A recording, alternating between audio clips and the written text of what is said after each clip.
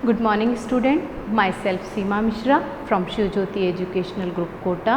बच्चों, आज हम अपनी हिंदी ग्रामर कनक हिंदी व्याकरण से पाठ 12 शब्द भंडार व पाठ 13 मुहावरे और लोकोक्तियाँ पढ़ने जा रहे हैं। आप सभी अपनी बुक में पेज नंबर 64 ओपन कर लीजिए। शब्द भंडार, सबसे पहले हम लेंगे पर्यायवाची शब्द। सभी अपने बुक खोल लीजिए और बुक में जहाँ से मैं मार्क करवा रही हूँ आप सभी वहाँ से मार्क करेंगे, निशान लगा लेंगे। सबसे पहले पर्यायवाची शब्द हैं 1 से लेकर 10 तक, अग्नि से लेकर घोड़ा तक हमारे पर्यायवाची शब्द हैं। अब मैं इसके बारे में आपको बताऊंगी। कनक हिंदी व्याकरण एवं रचना, पर्यायवाची शब्द। सबसे पहले हमारा अग्नि। अग्नि के पर्यायवाची शब्द होंगे आग, अनल, पावक। अतिथि नंबर 2 पे है अतिथि, अभ्यागत, आगंतुक, मेहमान। 3 आकाश। आकाश के पर्यायवाची हो गए आसमान, गगन, नभ। नंबर 4 पे है इच्छा, चाह, अभिलाषा, कामना। नंबर 5 पे है ईश्वर, ईश, भगवान, प्रभु। नंबर 6 पे है उपवन। इसके पर्यायवाची हैं बगीचा, वाटिका, बाग। नंबर 7 पे किनारा, कगार, तीर, तट। 8 पे गणेश, विनायक, गणपति, गजानन। नंबर 9 पे है घर, सदन, गृह, आवास। नंबर 10 पे है घोड़ा, अश्व, तुरंग, घोटक। ये यहाँ 1 से लेकर 10 तक आपके पर्यायवाची शब्द आपको याद करने हैं।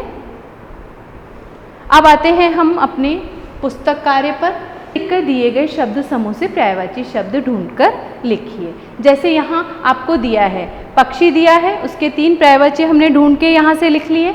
उसी प्रकार से हम ये फूल है, फूल लिखेंगे, फूल के पर्यायवाची हम यहाँ से ढूंढेंगे। और जैसे पुष्प है, कुसुम है, सुमन है, ये यहाँ हम इसके शब्द लिखेंगे। इसके बाद हम लेंगे समुद्र लेंगे। समुद्र में आ जाएगा आपका सागर है, उसके बाद सिंधु है, जलधि है। ये इसके पर्यायवाची शब्द हम यहाँ इसी कॉलम में से ढूंढकर लिखेंगे, बाकी आप स्वयं करेंगे। अब प्रश्न नंबर 2 पे आते हैं।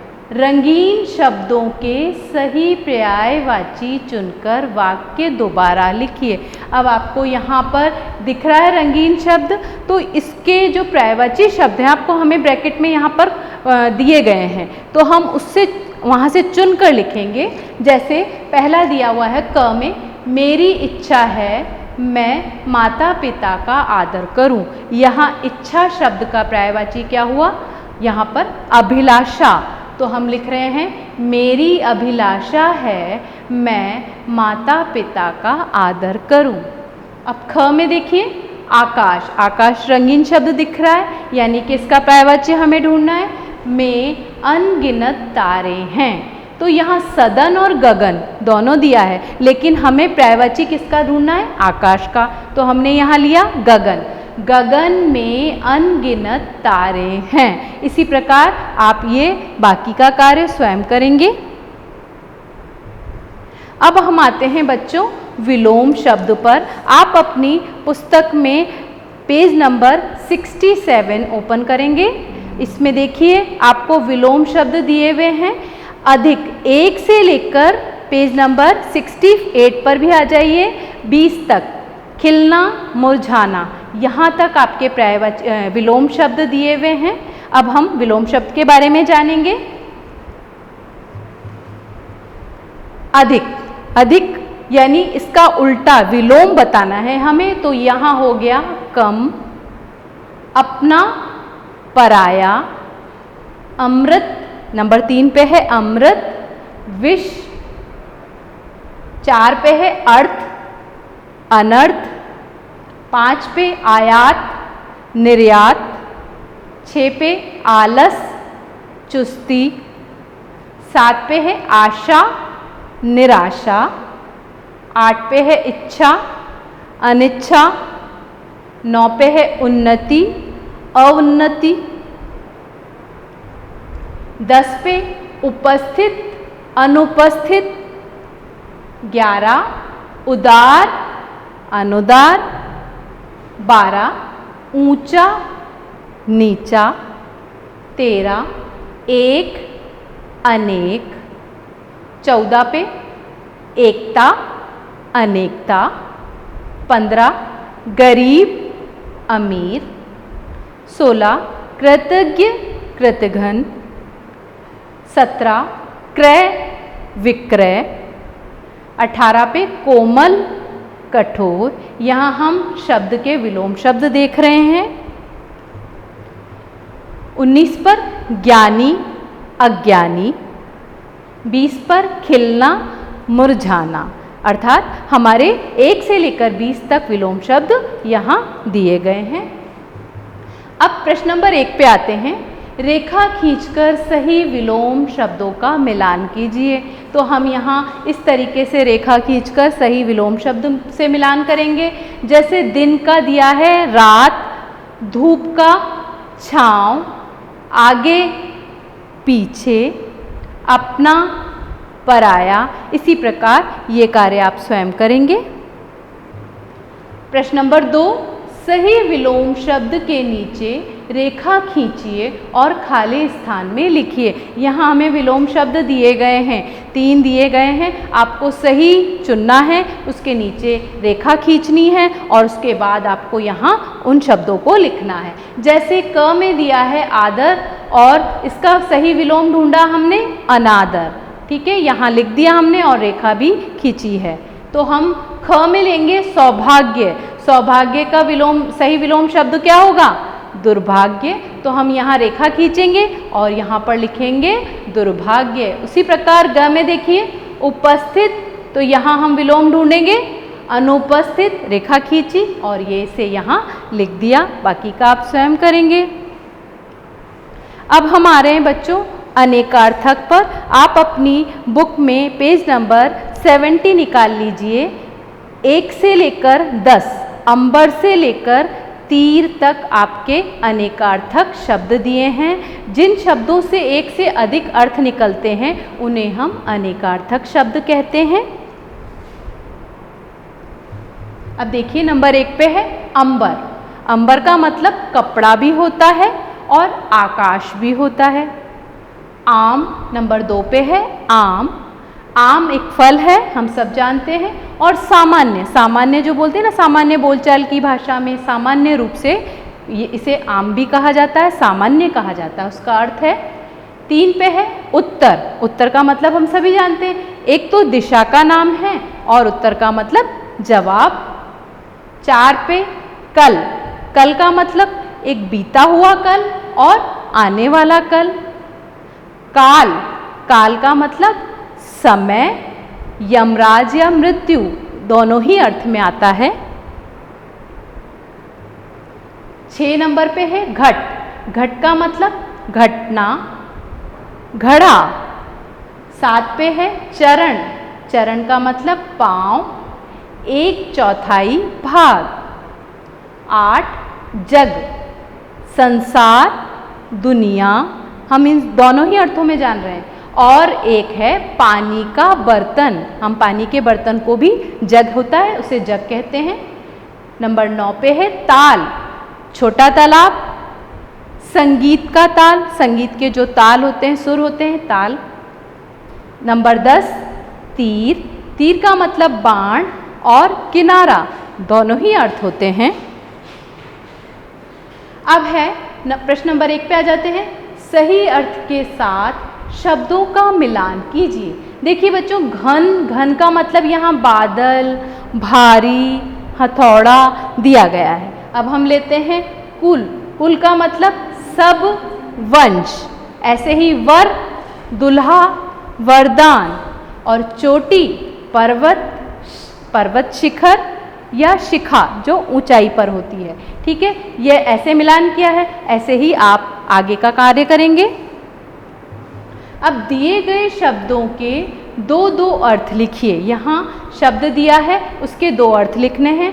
काल, काल का मतलब समय, यमराज या मृत्यु। वार, वार का मतलब दिन, और हमला करना या वार करना, दोनों। बाकी का आप स्वयं करेंगे।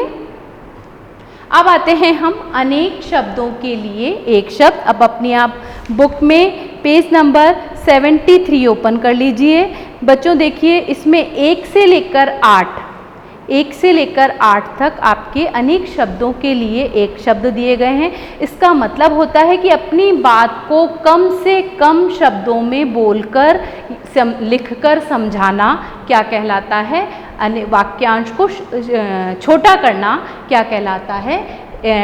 अनेक शब्दों के लिए एक शब्द, यानी हम उस पूरे वाक्यांश को जब छोटा करते हैं तो वो क्या कहलाता है, एक शब्द के रूप में आ जाता है, जिसे हम क्या कहते हैं कि हम उसे अनेक शब्दों के लिए एक शब्द का प्रयोग करते हैं। अब नंबर 1 पे देखते हैं बच्चों, देखने वाला, दर्शक। इसे हमने क्या किया है, इसे हमने छोटा करके वाक्य को किसमें, एक शब्द में बदल दिया। दूसरे नंबर पे है सुनने वाला, श्रोता। 3 पे है भाषण देने वाला, वक्ता। नंबर 4 पे है गाने वाला, गायक। 5 पे है प्रतिदिन होने वाला, दैनिक। 6 पर है 10 वर्ष का समय, दशक। 7 पे 100 वर्ष का समय, शताब्दी। 8 पे जिसमें बल हो, बलवान। प्रश्न नंबर 1 पर आ जाते हैं। वाक्यांश के लिए एक सही शब्द पर राइट यानी सही चिन्ह लगाइए। क, जो भाषण देता हो। अब कौन है इसमें, वक्ता, श्रोता, दाता। 3 शब्द दिए गए हैं, हम इसमें सही शब्द का चुनाव करेंगे, वो है वक्ता। उसी प्रकार ख, 100 वर्ष का समय, दशक, शताब्दी, मासिक। तो यहाँ सही शब्द क्या हुआ, शताब्दी। 100 वर्ष का समय, शताब्दी। बाकी का आप स्वयं करेंगे। अब हम आ जाते हैं बच्चों मुहावरे और लोकोक्तियों पर। मुहावरे और लोकोक्तियाँ page number 79, page number 79 open कर लीजिए। इसमें आपका पाठ दिया गया है। जब किसी वाक्यांश के सामान्य अर्थ को छोड़कर उससे मिलते जुलते, यानी वाक्य के जो सामान्य अर्थ है उसको छोड़कर उससे मिलता जुलता हम कोई अर्थ प्रकट करते हैं या अर्थ लिया जाता है, तब हम उसको मुहावरा कहते हैं। मुहावरे वाक्य का एक अंग हैं, पूरा वाक्य नहीं होता, हम उसे एक अंग के रूप में लेते हैं, बाकी हम संपूर्ण वाक्य में उसका प्रयोग करते हैं। चलिए पेज नंबर 80 पर आ जाइए। पेज नंबर 80, 1 से लेकर 10 तक। अक्ल का दुश्मन होना, उड़ती चिड़िया पहचानना। आपको 1 से 10 तक मुहावरों को टिक करना है। तो हम आते हैं मुहावरे पर। जैसे नंबर 1 पर दिया गया है, अक्ल का दुश्मन होना, महामूर्ख। नंबर 2 पे अपना उल्लू सीधा करना, यानी कि अपना काम निकालना, किसी को मूर्ख बनाकर अपना काम निकाल लेना, क्या है, अपना उल्लू सीधा कर लेना। नंबर 3, अपनी खिचड़ी अलग पकाना, अपना काम अलग कर लेना, मतलब हमें कुछ करना है, हम अलग बैठ के अपना काम कर रहे हैं, तो वो हो गया अपने अकेले में ही मस्त रहना, अलग अकेले रहना। अपने मुंह मियाँ मिट्ठू बनना, यानी कि अपनी प्रशंसा स्वयं करना, अपना कुछ अच्छा काम कर लिया और उसी की बार बार प्रशंसा करना, सबको बताना कि मैंने कितना सुंदर काम किया है, ये क्या है, अपने मुंह मियाँ मिट्ठू बनना। आसमान सिर पे उठाना, शोर मचाना। आप क्लास में जब टीचर नहीं होती है तो किस तरीके से शोर मचाते हैं, पूरा आसमान सिर पे उठा लेना, यानी कि शोर मचाना। अंगारे उगलना, क्रोध में कठोर वचन कहना, गुस्सा आ जाने पर हम जब बहुत बुरे तरीके से चिल्लाते हैं, बोलते हैं, कठोर बातें या बहुत ही तेज बोलते हैं तो वो कठोर वचन कहलाते हैं, उसे बोलते हैं हम अंगारे उगलना। आँख चुराना, नज़र बचाना, किसी से नज़र बचाकर अपना काम कर लेना या कक्षा से बाहर निकलने की कोशिश करना, क्या होता है? नज़र बचाना।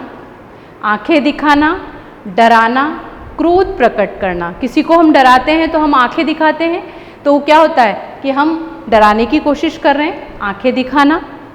आँच ना आने देना, हानि ना होने देना। उड़ती चिड़िया पहचानना, दूर से भी मन की बात जान लेना, यानी कि किसी के मन की बात को हम अगर समझ लेते हैं तो उसे कहा जाता है उड़ती चिड़िया पहचानना। अब आपको यहाँ प्रश्न नंबर 1 पर दिए गए हैं, दिए गए मुहावरों के अर्थ लिखिए। यहाँ मुहावरा दिया है कमर कसना, तो इसका अर्थ हो गया है पूरी तरह तैयार हो जाना, यानी किसी काम को करने के लिए जब हम पूरी तरह से तैयार होते हैं उसे बोलते हैं कमर कसना। मुंह फुलाना, ये तो सभी करते हैं कि किसी भी बात पे नाराज हो जाना, तो वो क्या होता है? मुंह फुला के बैठ जाना, तो उसे कहते हैं नाराज होना। बाकी का कार्य आप स्वयं करेंगे। अब है प्रश्न नंबर 2, अधूरे वाक्यों को सही मुहावरों से पूरे कीजिए। आपको यहाँ मुहावरे दिए गए हैं, सिर्फ आपको वाक्यों में सही मुहावरों का प्रयोग करना है। अब हम जैसा वाक्य होगा उसी के हिसाब से हम मुहावरों का चुनाव करेंगे। क में देखिए, कई साल के बाद घर लौटे बेटे को माँ ने लिया। अब इसमें सही मुहावरा चुनना है हमें, तो ये आएगा गले लगाना, तो हम वाक्य के अनुसार करेंगे, माँ ने गले लगा लिया। ख, नई साइकिल पाकर नीलेश डैश हो गया। अब यहाँ सही मुहावरा चुनाव करना है हमें मिल गया बाग बाग होना, तो हम यहाँ पर वापस बनाएंगे नई साइकिल पाकर नीलेश बाग बाग हो गया। ठीक है, उसी प्रकार ग में ले लेते हैं, बच्चों को फूल तोड़ते देख माली। अब यहाँ सही चुनाव करना है हमें, तो माली क्या हुआ? गुस्सा करने लगा, अंगारे उगलना, तो यहाँ आएगा अंगारे उगलने लगा।